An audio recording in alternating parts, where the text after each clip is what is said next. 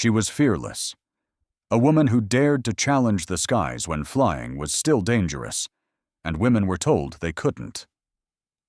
She crossed oceans, broke records, and inspired millions. But one day, she vanished, leaving behind one of the greatest mysteries in history. This is the story of Amelia Earhart, the woman who touched the sky. Amelia Mary Earhart was born in 1897 in Atchison, Kansas. Unlike most girls of her time, Amelia preferred adventure.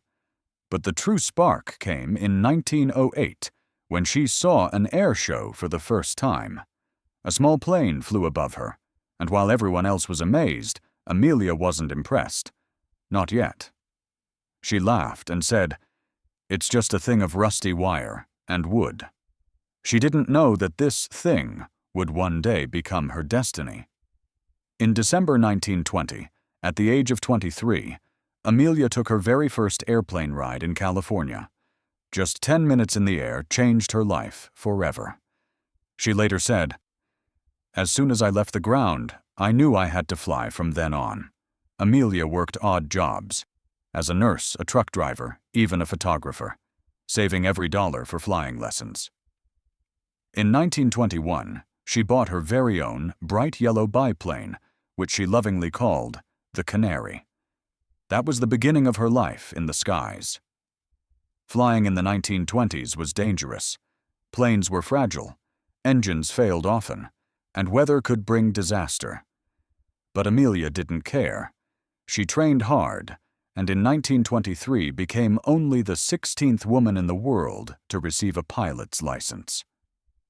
Her big moment came in 1932 when she attempted to fly solo across the Atlantic Ocean. For 15 terrifying hours, she battled freezing winds, thick clouds, and mechanical problems. At one point, flames even shot out of her engine. But Amelia refused to turn back. Finally, she landed in a small field in Ireland. A farmer walked up to her plane and asked, "Have you flown far?" Amelia simply replied, "From America." That moment made her a global icon. In 1937, Amelia set out on her boldest adventure yet, a flight around the entire world.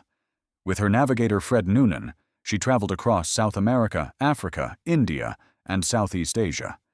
The journey was long and dangerous, but Amelia remained determined.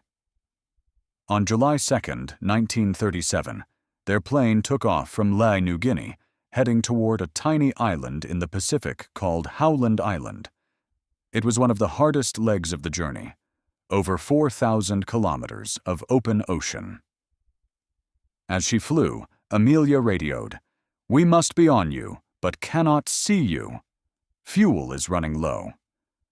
Those were, if Amelia's story inspired you, don't forget to like this video, share it with friends, and subscribe for more incredible journeys from history's greatest travelers.